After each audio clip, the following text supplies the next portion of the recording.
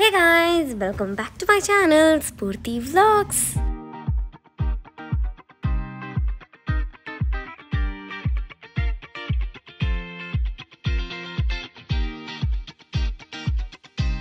So guys, ಇವತ್ತು ಬೆಳಗ್ಗೆ 6:30 ವ್ಲಾಗ್ನ ಸ್ಟಾರ್ಟ್ ಮಾಡಿದ್ದೀನಿ. Let's see what's special in today's vlog. And if you like this vlog, make sure you like, share, comment and subscribe to my channel.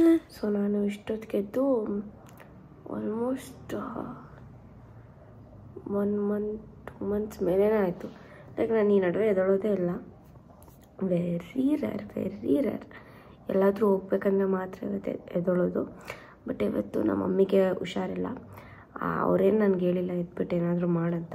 But still ಇವತ್ತು ನಾನೇ egg biryani ಮಾಡೋಣ ಅಂತ ಅಂದ್ಕೊಂಡಿದ್ದೀನಿ. So ಅದು ಎಗ್ ದಮ್ ಬಿರಿಯಾನಿ.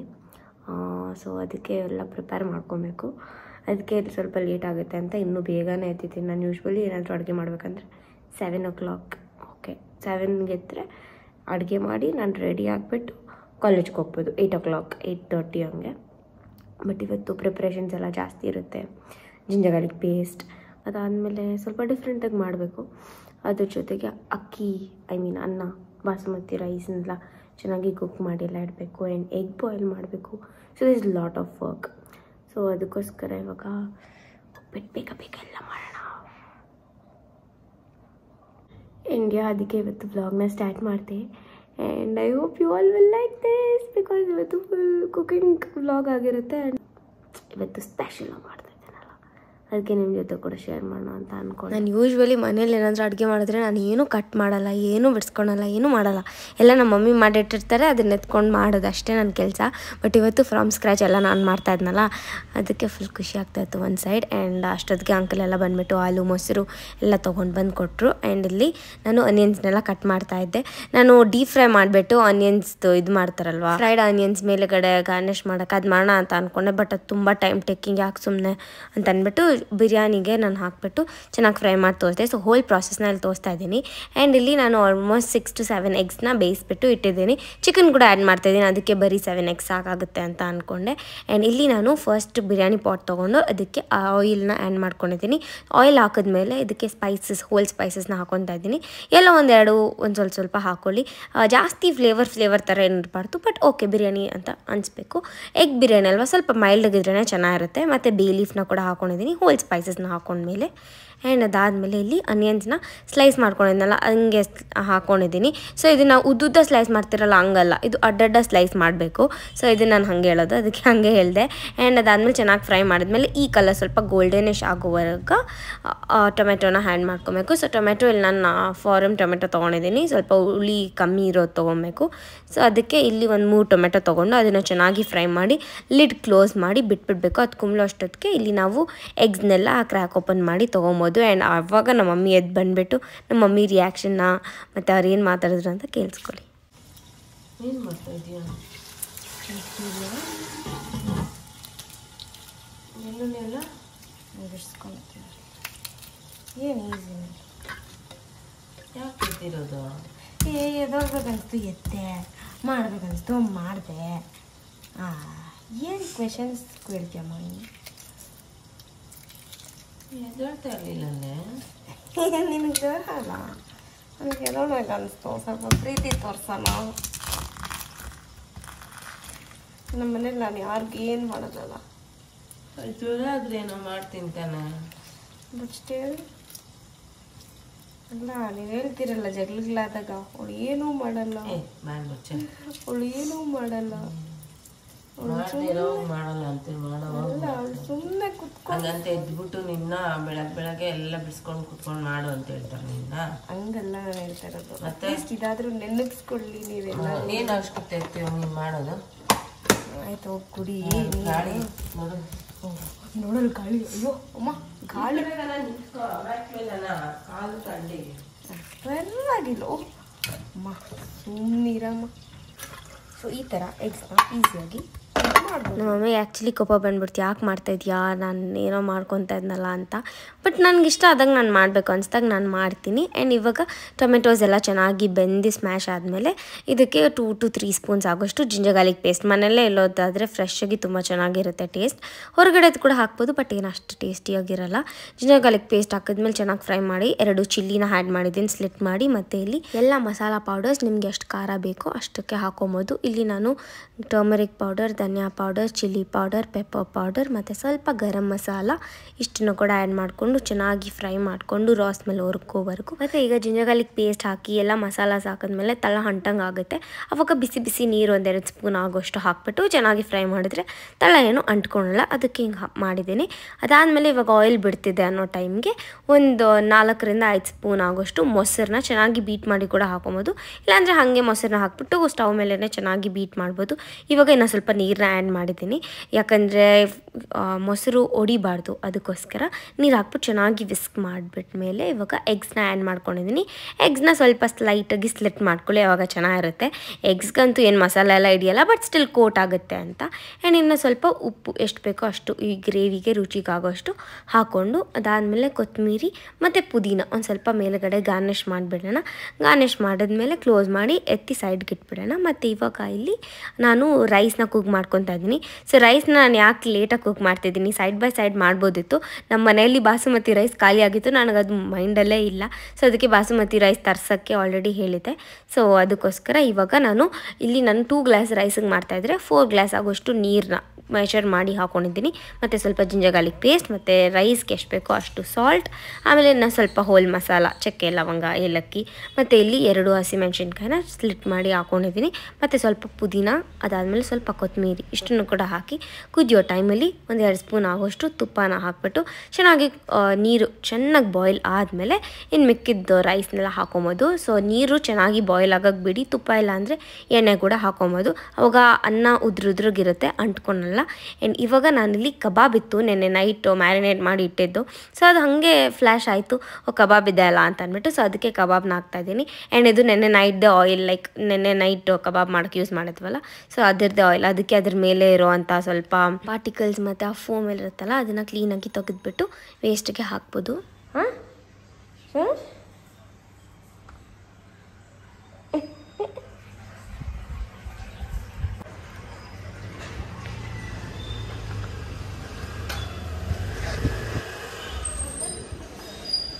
ಹಾಂ ಮಾಡ್ತೀನಿ.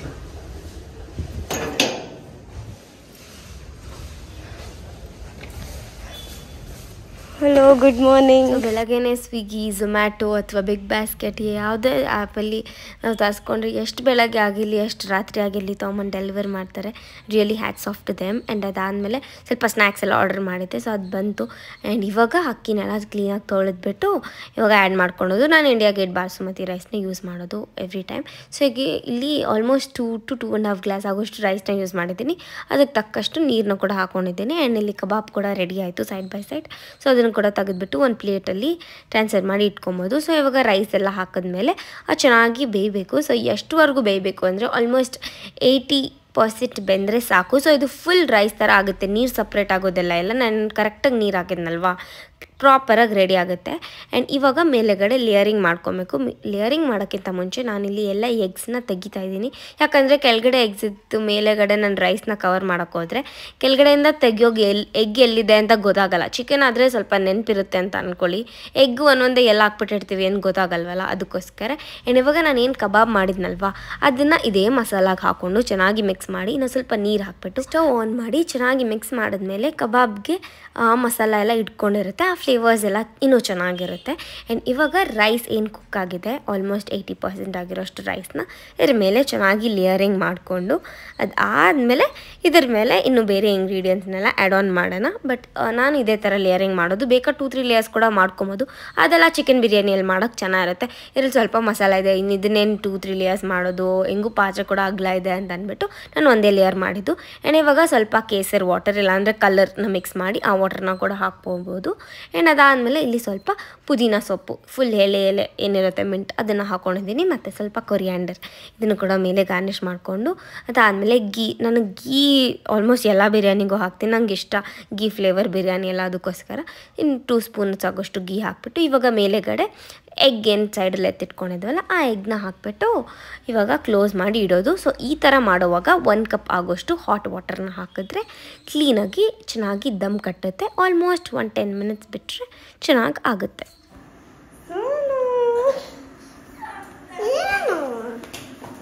ನಿಂಗೋಸ್ಕರ ಎಗ್ ಬಿರಿಯಾನಿ ಇಲ್ಲ, ಹೌದು ಎಗ್ಗು ಚಿಕನ್ ಹಾಕಿ ಬಿರಿಯಾನಿ ನೋಡಲ್ಲ ಅವನು ಆಗ್ತಾನೆ.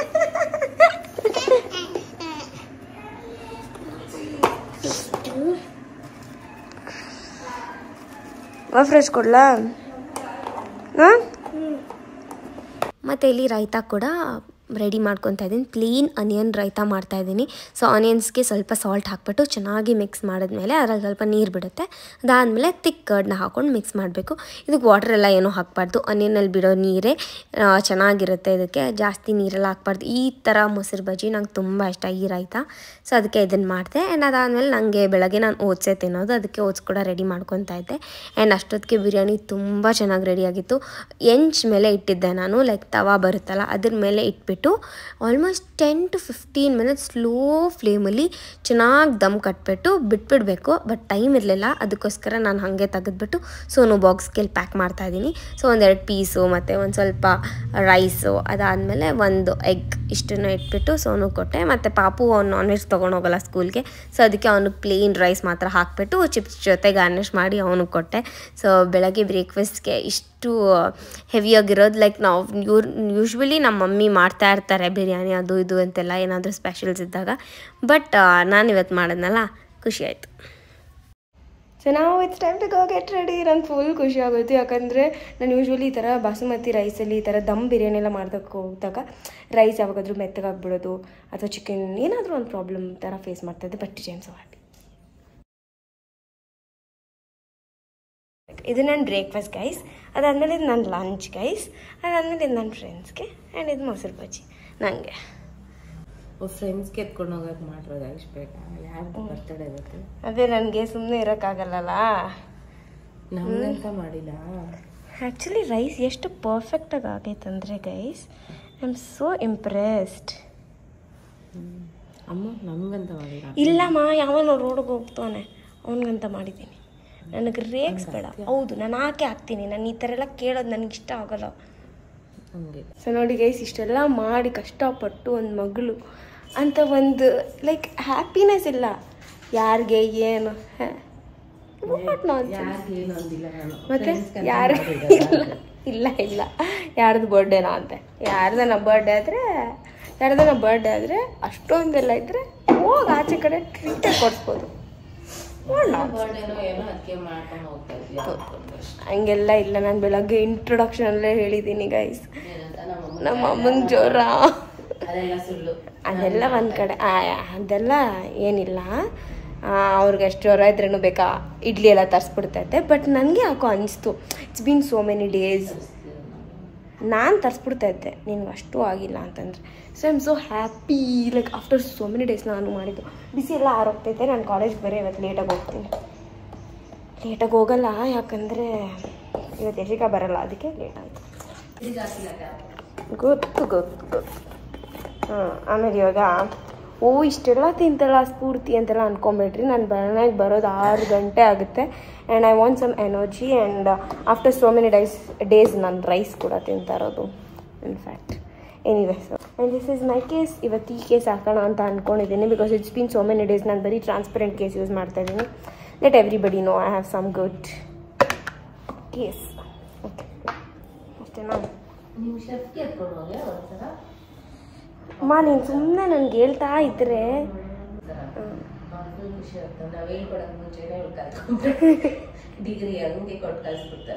ಇಲ್ಲ, ಆ ಥರ ಅಲ್ಲ. ಅವ್ರಿಗೆ ಖುಷಿ ಆಗ್ತೈತೆ, ಬಟ್ ನೀನು ಹೇಳ್ಬೇಕು ತಾನೆ. ಬಿಡು ಅವ್ರಿಗೆ ಇನ್ನೊಂದು ದಿನ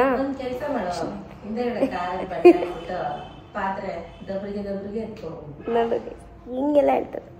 ಬಾಕ್ಸ್ ಐ ಮೀನ್ ಬಾಕ್ಸ್ ಅಲ್ಲ, ಏನು ಪಾತ್ರೆ ನಂಗೆ ಆ್ಯಕ್ಚುಲಿ ನಂಗೆ ಇಷ್ಟ ಮುಸ್ಲಿಮ್ಸ್ ಅವರು ಪಾತ್ರೆಯಲ್ಲಿ ಎತ್ಕೊಂಡು ಹೋಗ್ಬಿಟ್ಟು ಇವಾಗ ನಾವು ಯಾವುದವನು ಕಬ್ಬನ್ ಪಾರ್ಕು ದೊಡ್ಡ ಆಲದ ಮರ ಸಮಥಿಂಗ್ ನಂದಿ ಬೆಟ್ಟ ದೊಡ್ಡ ಆಲದ ಮರ. ಸೊ ಅಲ್ಲೆಲ್ಲ ಹೋದಾಗ ದೊಡ್ಡ ಪಾತ್ರೆ ಎತ್ಕೊಂಬಂದು ಇಟ್ಕೊಂಡು ತಿಂತಾ ಇರ್ತಾರೆ. I feel so nice. But ನಮ್ಮ ಮನೇಲಿ ಯಾವತ್ತೂ ಹಂಗೆ ಮಾಡಲ್ಲ. ಆಚೆ ಕಡೆ ಹೋಗ್ತಿದೆ ಆಚೆ ಕಡೆ ತಿನ್ನೋಣ ಅಂತಾರೆ. ಅವಾಗೆಲ್ಲ ಇನ್ ದ ಸೆನ್ಸ್ ನಮ್ಮ ತಾತ ಎಲ್ಲ ಇದ್ದಾಗ ಇಡ್ಲಿ ಚಿತ್ರಾನ್ನ ಚಿಕ್ಕ ತಿರುಪ್ತಿಗೆ ಹೋದಾಗ ಇವಾಗೂ ಎತ್ಕೊಂಡು ಹೋಗ್ತೀವಿ. ಅದದೇನು ದಟ್ ಕೈವಾರ ಅಲ್ಲೆಲ್ಲ ಹೋದಾಗ ಘಾಟಿಗೆ ಹೋದಾಗೂ ಕೂಡ ಕಂಪಲ್ಸರಿ ತೊಗೊಂಡೋಗ್ತಾರೆ. ಇವಾಗೂ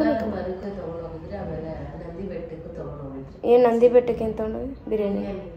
ನಮ್ಮ ಅಜ್ಜಿ ಚೆನ್ನಾಗಿ ಮಾಡ್ತಾರೆ ಬಿರಿಯಾನಿ. ಅದು ಫುಲ್ ನಾಟಿ ಸ್ಟೈಲಲ್ಲಿ ಮಾಡ್ತಾರೆ. ನನಗಿವತ್ತು ಫುಲ್ಲು ನಮ್ಮ ಚಿಕ್ಕಮ್ಮನೇ ನೆನಪಾಗ್ತಾಯಿದ್ರು ಬೆಳಗ್ಗೆ.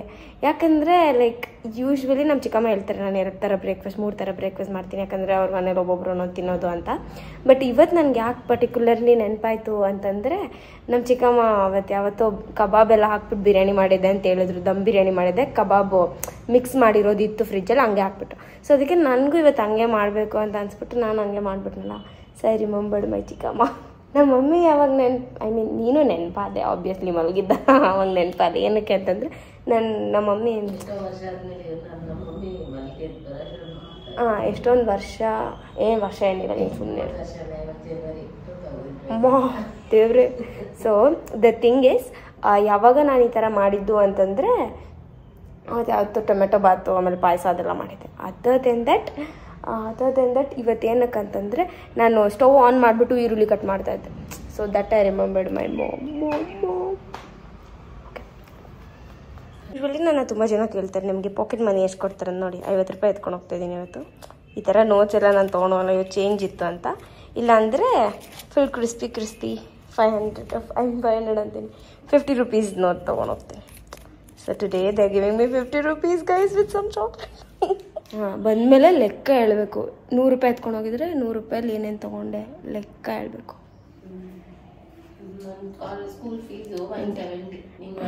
ಅದು ಆ ಕಾಲ ಇವಾಗ ನನ್ನ ಕಾಲೇಜ್ ಫೀಸ್ 2 ಲಕ್ಷ. ಈ ಕಾಲ ಆದರೆ ನಾವು ಬಿರಿಯಾನಿ ತಿಂತೀವಿ. ಏನಿಲ್ಲ, ನನಗೆ ಬೆಲೆ ಗೊತ್ತಿಲ್ವಾ? ನೀವು ಕಾಮೆಂಟ್ ಸೆಕ್ಷನಲ್ಲಿ ಹೇಳಿ ನನಗೆ ಎಷ್ಟು ಬೆಲೆ ಗೊತ್ತು. ಈ ಜನ್ರೇಷನಲ್ಲಿ ಈ ಥರ ಹುಡುಗಿ ಚಾನ್ಸೇ ಇಲ್ಲ.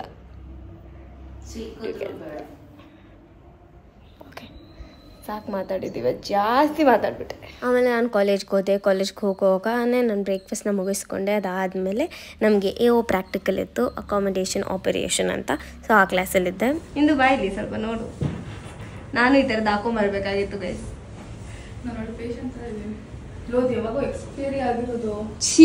ಎಂತ ವರ್ಸ್ಟ್ ಬಾಯ್ ನೀನು. ನೋಡು ಎಷ್ಟು ಮೊಬೈಲ್ ಬಂದೈತೆ ಚಾಕ್ಲೇಟ್ ನೋಡಿ ಫ್ರೆಂಡ್ಸ್. 12 years ಬ್ಯಾಕ್ ಚಾಕ್ಲೇಟ್ ಅಂತ ಏನು ನೋಡಿ ಎಷ್ಟು ದಪ್ಪ ಆಗ್ಬಿಡೈತೆ. ಹಾಸ್ಪಿಟಲ್ ಅಲ್ಲಿ ಅಡ್ಮಿಟ್ ಮಾಡಿಸ್ಬೇಕು.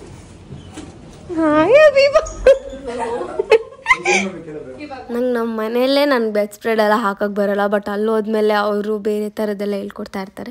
ಸೊ ಅದೆಲ್ಲ ಕೇಳೋಕ್ಕೆಲ್ಲ ಇಂಟ್ರೆಸ್ಟಿಂಗ್ ಆಗಿರುತ್ತೆ. ಬಟ್ ಆಫ್ಕೋರ್ಸ್ ನಂಗೆ ಅದೆಲ್ಲ ಮಾಡೋಕ್ಕೆ ಅಷ್ಟು ಇಂಟ್ರೆಸ್ಟ್ ಇಲ್ಲ, ನಾನು ಮಾಡೋದು ಕೂಡ ಇಲ್ಲ. ಪ್ರಾಕ್ಟಿಕಲ್ಸ್ ಅಂತ ಬಂದಾಗ ಎಲ್ಲರೂ ಮಾಡಬೇಕು, ನಾನು ಮಾಡ್ತೀನಿ. ಅವಾಗ